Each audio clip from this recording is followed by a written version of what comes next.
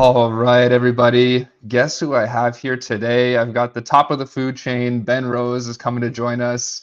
Great to meet you, Ben. We were just chatting before, like we're in pretty much diagonal parts of the world right now. I'm in Canada and he's in New Zealand. So it's just so cool that, virtual technology can have us both here today. So thanks for coming on, man. Hey, awesome to be here. Thanks for having me. It feels like this whole space is picking up a little bit more because of that whole Pokemon Pocket app that you've seen as well. And I think they put a post out there saying like, there's 10 million plus users that have joined that app. And I'm just thinking Yeah, like, so man, good. if they had more eyeballs on what you guys have here, because I feel like people just, still potentially aren't aware of like all the amazing IP that Vivi has. Totally. So are you guys thinking just about like maybe some of the stuff that I know they're like the biggest franchise in the world, but just some of the different strategies that they've taken and how that might affect Vivi scores?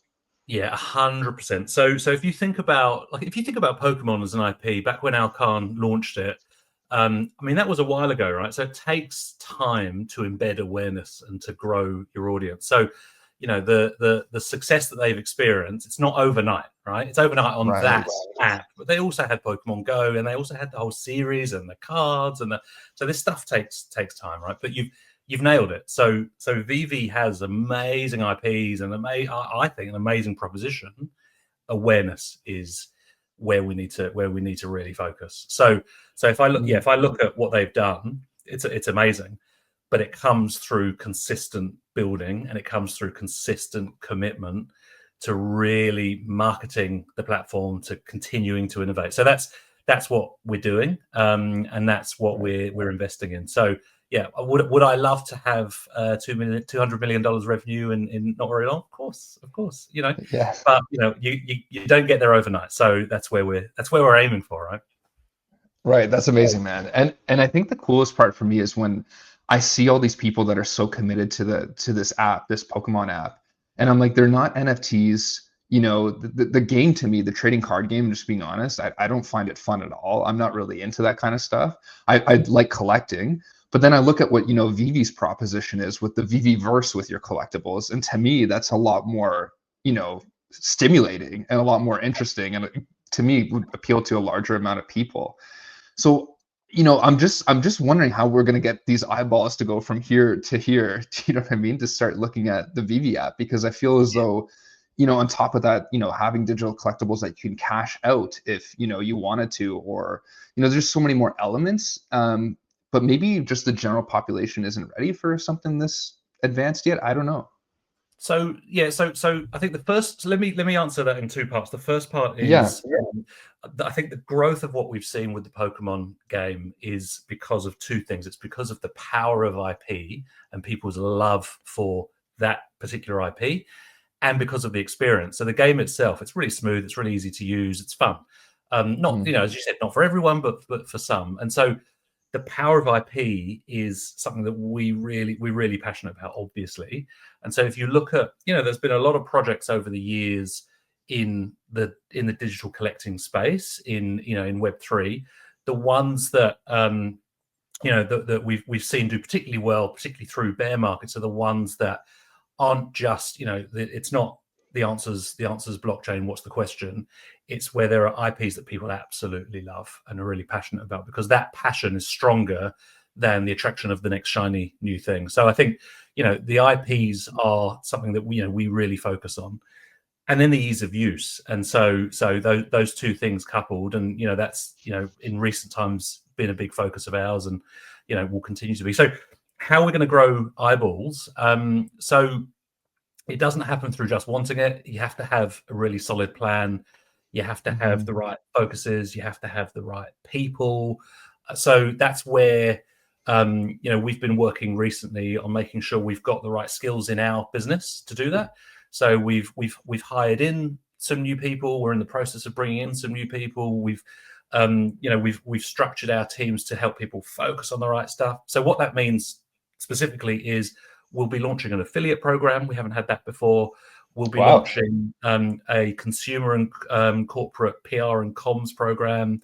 We'll have a much more fleshed out events program. So there's a whole lot of stuff that we're doing around our marketing and promotion. We're also putting in place a a lifecycle management program, which sounds boring, but is not. What that means is, and this is all, this is resourced internally, what we've been recruiting for recently. We'll have a team focused on how do we maximize people's conversion onto the platform. Then when they join the platform, how do we maximize their engagement? So are they buying a collectible? Are they not? If they're buying one, how do we get them buying two? How do we get them completing the set? Then when we see people who look like they might be dropping off and getting a bit less interested, how do we bring them back and keep them engaged?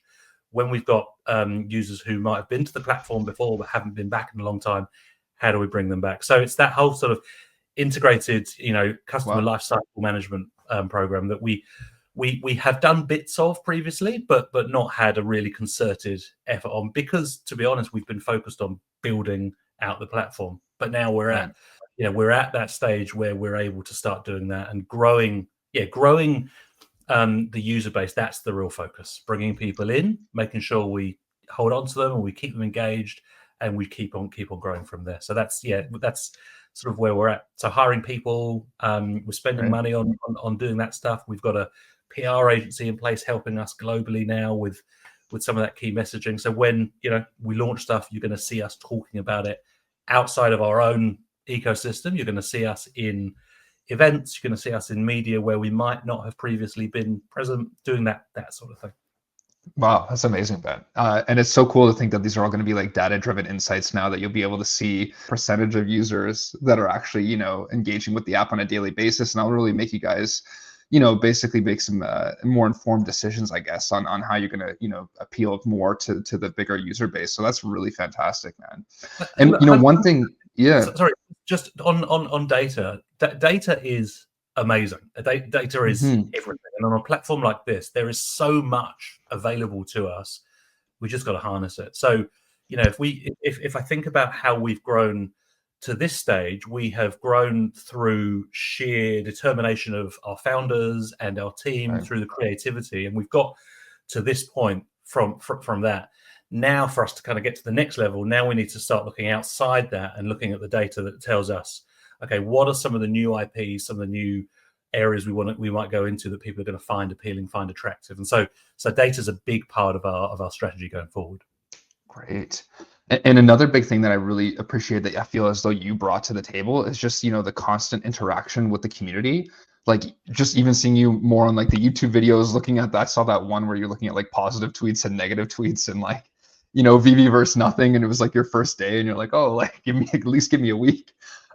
So, I appreciate that, and just, you coming out and just kind of saying like, hey, here's where we're at. Like, before, when we weren't getting those updates, it was just kind of hard. People were guessing, wondering, when is something going to happen? So, like bringing that kind of culture to and I feel like Vivi always had that, but I feel like you really are bringing it to the forefront. People appreciate that, and just can kind of get a better sense, because I know like the Veve'S, for instance, that seems to be kind of progressing a lot more than what a lot of people might have anticipated at this point. So that's been some good stuff. Do you want to talk more about that? Yeah, totally. So I think I think we've got a really passionate community, which is awesome. The community makes itself heard when it's not happy.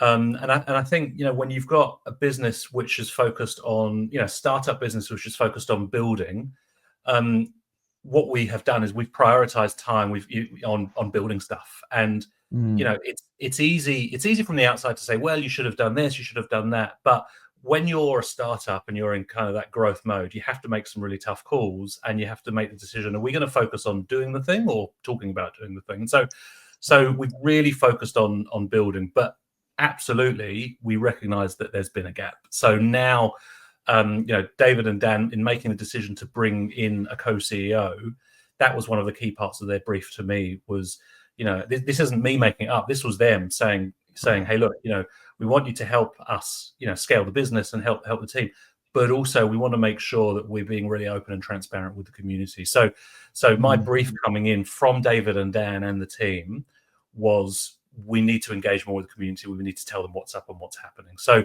I can't take credit for that. I'm here doing it, but it's not, it's not. I haven't just come in with that bright idea. It's absolutely from them. What I would say is, I think on reflection, we could have done a better job of communicating some things than others. But to be fair, if you look at what the business has achieved in quite a short period of time, where others in the market may not have, then I think you can understand where the priorities been previously. But anyway, look, we're where we are. I think it's great to have that feedback from the community, and it's the Veve'S as a really good example, right? So we've been working on it. We've had the plans to do it. Have we delivered it? No. Have we been as focused and prioritized it as we could have? No. So that's where we're at now. So a lot of the stuff that I do behind the scenes, which the community don't see, is working with our team to say, okay, so what are our priorities? What are our focuses?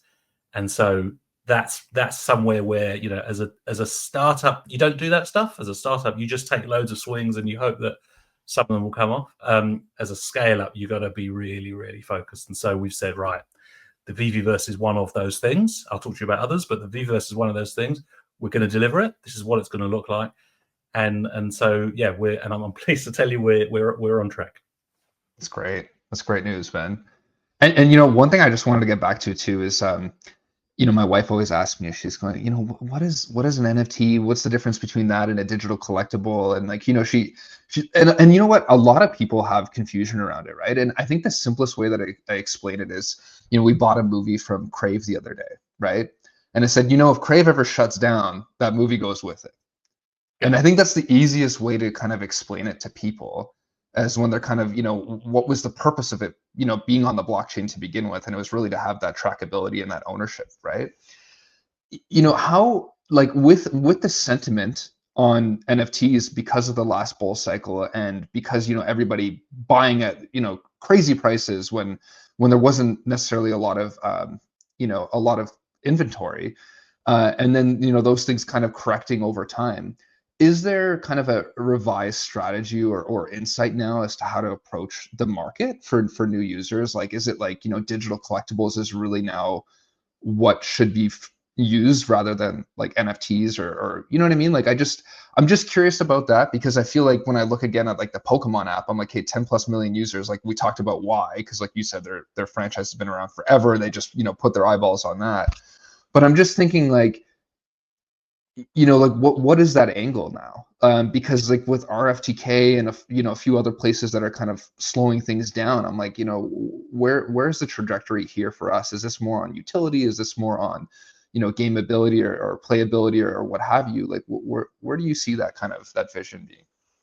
So blockchain and NFTs are the technology that we happen to use, right? So we're a collectibles business. We're a collectibles platform. We're a place that collectors can come and collect and share and engage in the stuff that they love. Now, and I know that what collectors love is scarcity, rarity. They want that transparency. And in the physical collecting world, you can't have that. There's a lot of trust, right? There's a lot of trust. I own this thing. You're telling me it's one of 500, 1,000, whatever it might be.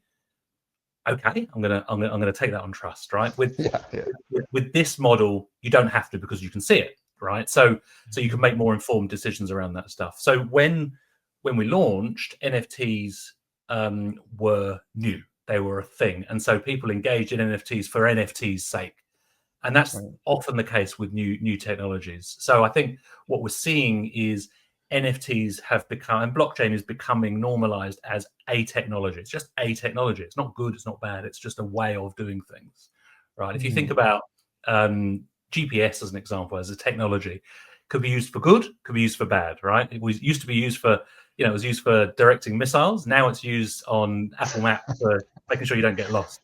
So blockchain and NFTs are a technology. We use them because they make sense for our core proposition.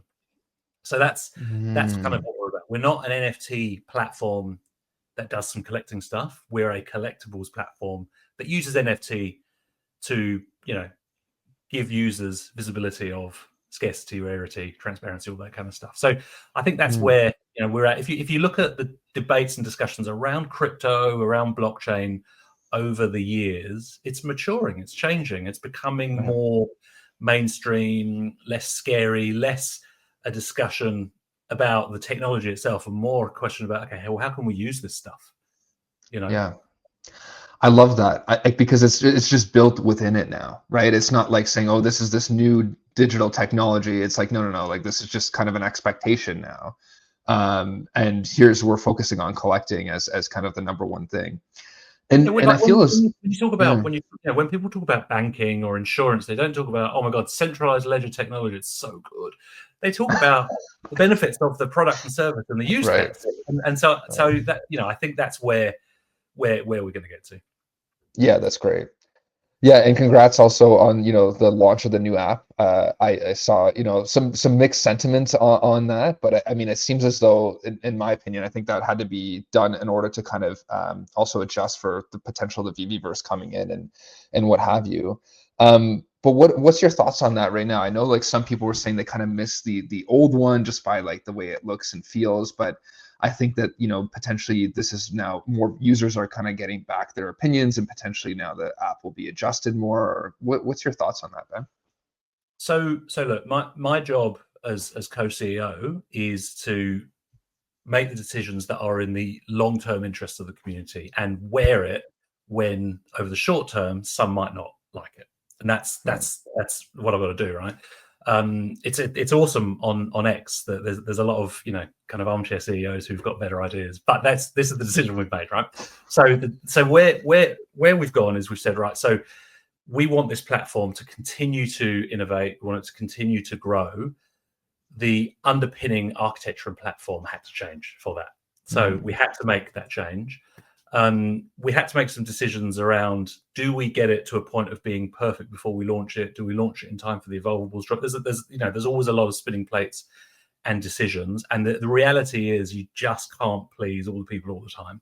But if you know that what you're doing is in their long-term interests and you know that the plan makes sense, then you have to stick with that.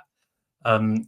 So that's what we've done. I think one of the areas we haven't done a great job historically is in receiving and acting on feedback, and so we've made a really big point of launching it, monitoring feedback, giving users ways to give us that feedback, both in structured and unstructured ways, and then responding to that. And so it's really pleasing that we've seen we've seen that engagement, we've seen people recognizing the stuff that's happening. I think the team have done a good job where we're at. Hand on heart, would I have liked it to have gone more smoothly? Totally, absolutely. But when you're a pioneer and when you're an innovator, there are going to be road bumps. And so, I've been really proud of the way that the team has handled that, because, the feedback that we've got when you're, as a team, when you've worked so hard on something and it launches and you get positive feedback, which is awesome. When you get a lot of negative feedback, that is tough on individuals who've worked hard on it, because it's not like they've just not bothered and just chucked it out and not tested it and just gone whatever. They've worked really hard on it. So, Right. it's been pretty challenging for the team, but I've been really proud of how they have dusted themselves down, focused on, right, how are we going to release these updates? We've been releasing updates every few days. I think the performance is improving, the functionality is improving. So I think it's in a good place. It's been a challenging time, but I'm really proud of the way that the team has delivered, and I think we're going to be in good shape. That's great. That's great. And I noticed even for me when I've turned on the dark mode, it reminds me more of like the old app. So I'm like, there's little like hacks as well that like, I could see people using more. So it could just be also that, people have been using it for so long that any kind of major change is scary and different, right? When I know some of my friends are on it, 3-4 hours a day just scanning the market, right? So it's like 100%. So yeah, when you do something for 4 years, right, you get familiar with it, and so right. change was always going to be a challenge. Change was always going to happen, right? If you think about any other app that you use, it's not the same as the one that you started off with, whether it's Uber or Amazon or whatever. So it was always going to be a challenge. There was always going to have to be a time when we made some changes. And so, look, just, it's done. It's out there. We're getting back. So yeah, and that's one of the things, right? Is I'm paid to make some tough calls, and there will be ones that people agree with, ones that people don't agree with. But what I can tell you is this business lives and dies on the engagement of the community, and that is what we focus on. And so don't believe it when you see someone saying online, these guys don't care. We absolutely care. This is a business, right? This is a Right. business.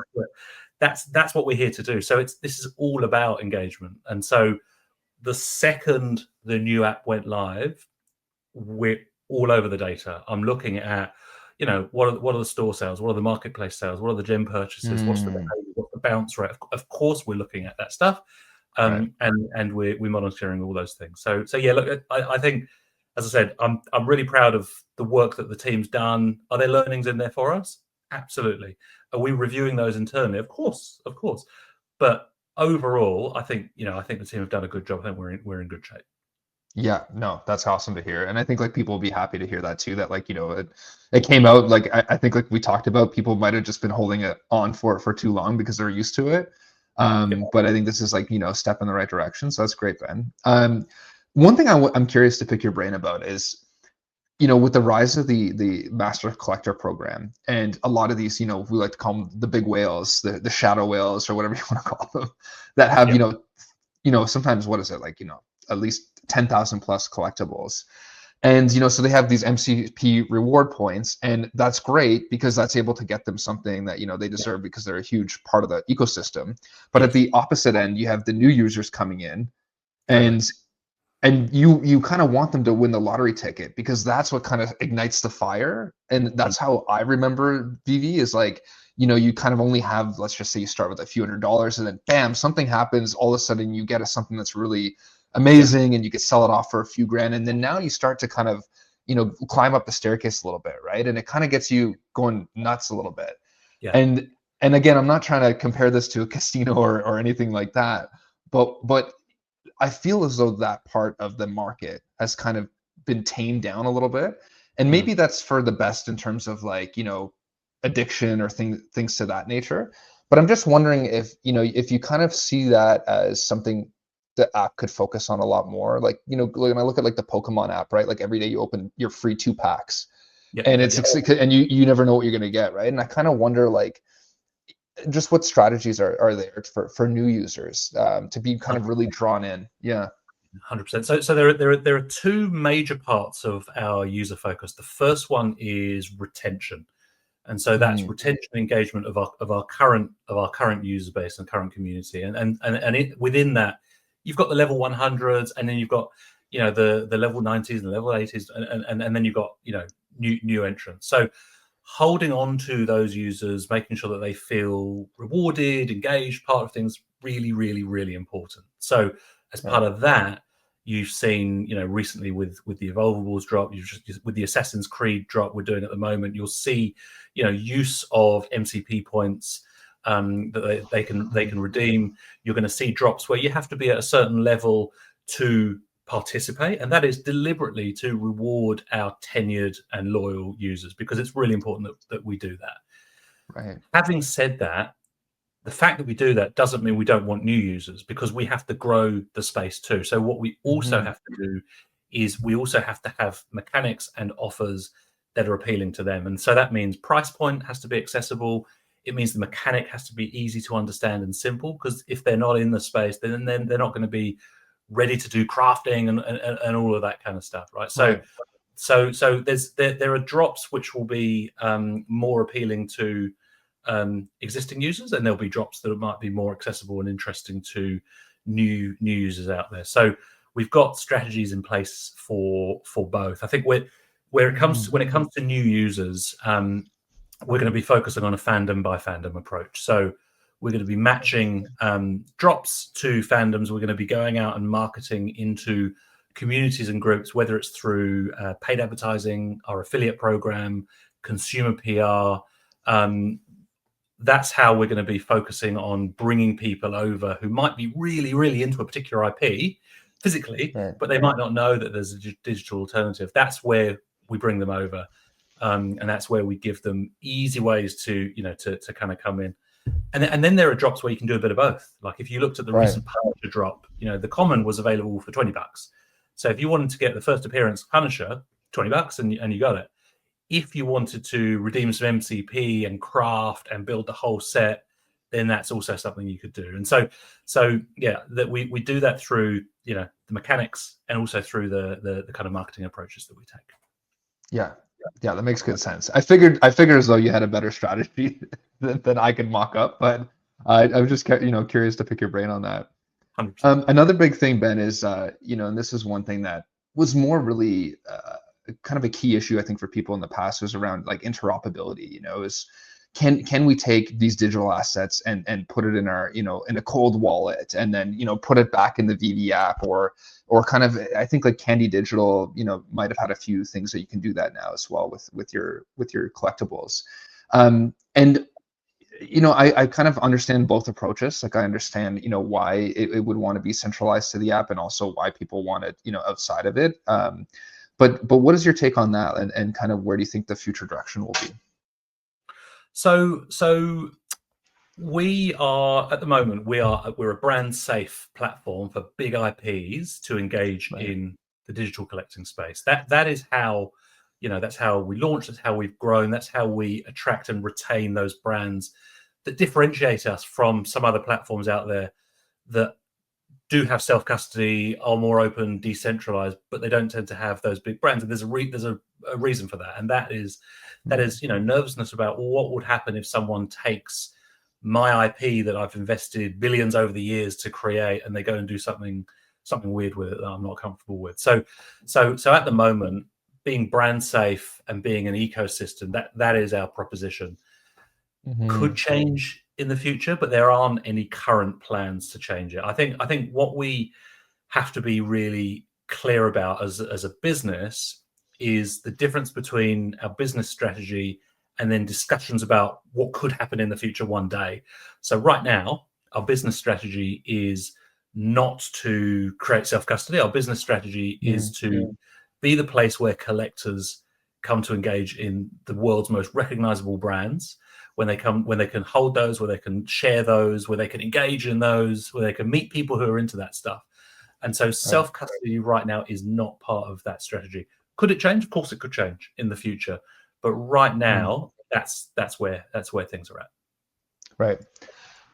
And do you think like there's like kind of in the future, like there's kind of a hybrid approach? For instance, like you can't necessarily like have the asset be like interoperable across like multiple different platforms or blockchains, but potentially within the same blockchain or within a separate app, or like what I'm trying to say, like it just something where there's a couple of things, right? I think the first one is a question that I often get asked, which is about business continuity. What happens if you guys go down, and what happens? So we have contingency plans, and that's built into our license agreements for what we would do if Vivi no longer existed. So that's the first point. But having said that, I have been really clear with our team that we can have a long-term business vision, we can have a long-term business strategy, but let's just get really good right now on the next 12 months. And the next 12 months, I think that's the most important thing, because what you see in, what we've seen in some businesses that have been in this space, unfortunately, we've seen a few exit the market recently, which has been a real shame. Been really sad. So my focus is less on what could be 5 years in the future, and more on how we're going to make this awesome right now, and how we're going to run this as a successful business and platform in the short to medium term. And then I'm lucky enough to have business partners in David and Dan who are amazing at the long-term vision, but really I'm the guy focused on the shorter term to say, okay, team, what are we going to deliver in the next 12 months? Right. That's great. And that's what I found so interesting when this whole, digital space really rose in 2021. It was, my thing was like, oh, I only care about the licensed digital collectibles, because I just knew that the other new IP might have not necessarily been sustainable. People might have loved it for a year and then not liked it, as this stuff, has sometimes 100 years of history, right? With Disney being on the app and everything like that. Well, just on that. So some of the brands that we work with, like the Disneys have been around for such a long time, but we're also, we're bringing in some really exciting newer brands. Like look at the Nounish Friends stuff that we did recently. if you look at that space, so IP and brands that people love, they don't have to be hundreds of years old, but our focus is on premium brands that people are really into. So the space is always evolving. So it's not just, we're not only going to work with centuries old brands like Stanley Gibbons, who we love. We are going to work with new ones, but it's got to be those kind of premium IPs that come in, because the space, unfortunately, there was a period where the space was, people were just spinning up any old thing, and that's cool in the short term, but it's not sustainable for the long term. Yeah, no, that's an important correction. Thanks for that. But yeah, no, it's true. And like I said, there's a lot of good stuff too. Like even like you said in the last few years that are still going to be potentially something that will last 100 years from now too. So it is hard to make that distinction. So yeah, it's a good point. So listen, man, I mean, just talking to you for these 30 minutes, I really kind of see, how important you are to VV. And I feel like you're just, you're answering all these questions like with so much knowledge and so much transparency. So I mean, I feel like everyone, I don't know if you're watching this right now, but it seems like this is a really positive momentum. So one thing that I'm just going to talk about is I'm kind of thinking about these digital collectibles as the future, right? We're kind of in this weird hybrid zone. I always talk about this, but when you look at your laptop 12 hours a day, right, you're literally staring at a brick with visual stimulus, right? It's kind of weird. And so we're in this weird hybrid zone where like we're kind of trying to get into this digital world, but we're still stuck in the physical. And so everyone's like, it's the what do they call it? The phygital, right? This kind of, this hybrid part. But what I think in the future, and this is just my assumption, I'm curious what you think, is when we have holograms and when you have like kind of these digital glasses that you can put everything in front of you and you're walking around, and your kid is not going to want to potentially play with the physical toy when there's something that can be floating and talking and singing and giving you all this different types of sensory stimulus. You might walk into a mall, and instead of them paying hundreds of $1,000s on Christmas decorations, they're like, hey, just change setting to setting 2. You know what I mean? And so I personally think that, the physical realm will become potentially less important over time as the digital will pick up as this becomes more seamless. And so I feel as though this is why I was so interested in VV to begin with, because I was like, this is literally every major IP almost on this platform, the term we like to call it was the first on the blockchain kind of thing, FAs. That was really important given the comic book industry. Yeah. But what's your take on that? Like, I know both worlds are important, but I just see it being like, here's physical and here's digital, and then eventually I think it'll flip. But that's just me. So I just feel super lucky to be living in the time where we're going through this transformation, because for sure in a few years people are going to look back and go, oh my God, I can't believe we used to do that stuff in person. That was crazy. Like when I moved to New Zealand about 20 years ago, I would speak to my family once a week on the phone, and it would be a super fast conversation because you pay for every minute, and you'd like, okay, what's your news? How are you? And then you put it down, and then you wouldn't speak to people again, right? Fast forward 20 years, we're always FaceTiming, we're on WhatsApp and whatever, and it's just normal, right? Some of my kids have got their best friends who they met online live in other countries, and they catch up physically from time to time. But if you think about the community that we've got here, these are people in Canada, the US, the UK, Australia, New Zealand, hanging out, Germany, Amsterdam. They're hanging out not because they happen to be in the same physical place as each other. They're hanging out because they care about the same stuff, and the technology enables that as a community. So, the Veve'S will be, that on steroids, right? But even now, the people watching this, they're all over the world, and they're watching this because they care about the stuff you talk about, which is collecting. And so I think we're at that point where both have different roles to play and both coexist. I'm not sure if I agree with everything will go digital, because I think there is something special about that physical connection when you catch up with someone in person, or when you hold an item, a tangible item, being the person to hold that. I think that there's something quite special about that. But similarly, concepts of ownership are changing and have changed. So, I when I grew up, we had physical albums of Browning photos with plastic sheets over them, and those were our family photo albums, and you'd have a look through them every now and then. Well, now I've got, Google Photos. I've got them all online. I've got them in iCloud. I own them. They mean just as much to me, and I can access them, and they're better quality, and I can share them more easily. Still own them. So it's just, I think, it's Yeah. the way that the world is shifting.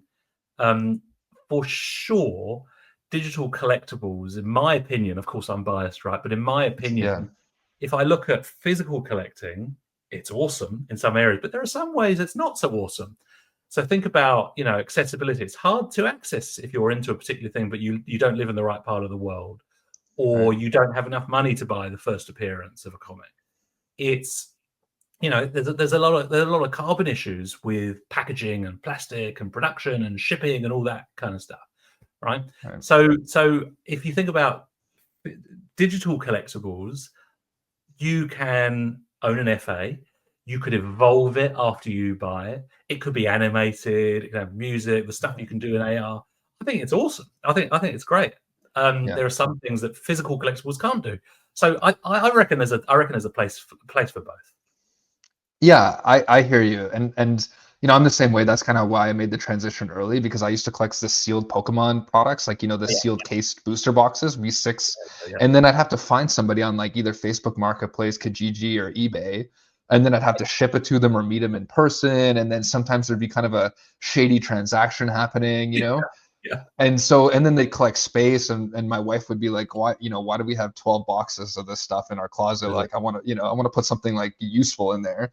But like you said, there's still that nostalgia, there's still that sentiment, and there's something about holding something physically that feels good. But like, when I look at somebody with like a 9.8 $50,000 comic book that's just sitting there on a shelf, I'm like, you can't even touch that. You can't open it up. And Mm-hmm. so I feel as though like we're in the right place, and I think that's where, like, everything we've been talking about the past 3 years, and I don't know, with your leadership here, and kind of being another horse alongside David and Dan, I really feel as though things are like moving in a great direction. So yeah, I just want to say thanks, Ben, for coming on today. And maybe before you go, you can just give us what maybe 2025 is going to look like. Just maybe some little snippets or some sneak peeks of what you think's coming down the line. Okay. So we got the Veve'S coming in Q1. Really excited about that. We're going to have a whole heap of new comic publishers coming onto our platform. So we're really focused on building out that ecosystem of comic styles and publishers. So we've got more of those coming. We're going to have more evolvables drops and a whole lot of different mechanics. We're certainly going to see some great new collectibles. We've got some really exciting ones planned for next year. You've got our affiliate program is going to be launching with content It's creators. crazy. There's going to be a lot. There's going to be a lot. That's great, man. Hey, listen, well, thanks so much for your time. Absolute pleasure meeting you, and yeah, so glad that you're part of the team. And I think I could have asked you another like 15, 20 questions, but I know you're like a busy man, so we'll have to do a round two. Yeah, let's do it again. Thanks for having me. Appreciate it. Thanks, Ben. Take care, man.